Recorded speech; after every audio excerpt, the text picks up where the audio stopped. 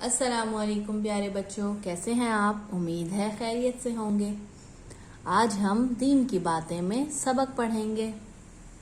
صفحہ نمبر 3 نکالیے۔ کلمہ طیبہ، یہاں پر ہمیں پہلا کلمہ اور اس کا ترجمہ یاد کرنا ہے۔ چلیے پڑھتے ہیں۔ لا الہ الا اللہ محمد الرسول اللہ۔ آپ بھی میرے ساتھ پڑھیے۔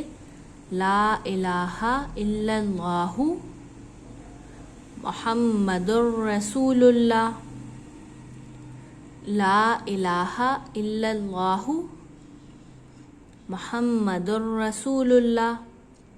ترجمہ: اللہ تعالیٰ کے سوا کوئی عبادت کے لائق نہیں، محمد صلی اللہ علیہ وسلم اللہ کے رسول ہیں۔ چلیے ایک مرتبہ پھر پڑھتے ہیں۔ لا الہ الا اللہ محمد الرسول اللہ۔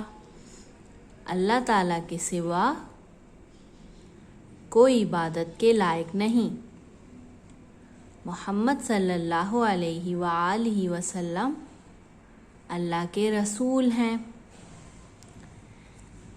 اس کلمے کو کلمہ طیبہ کہتے ہیں، اور کلمہ طیبہ کے معنی ہے پاک بات۔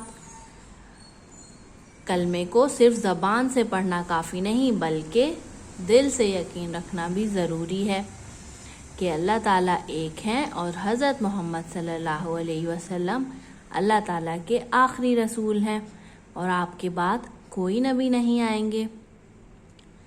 بچوں، آپ کو پتہ ہے رسول کسے کہتے ہیں؟ اللہ تعالیٰ کے پیغام کو آسمانی کتاب کی صورت میں لوگوں تک پہنچانے والے کو رسول کہتے ہیں۔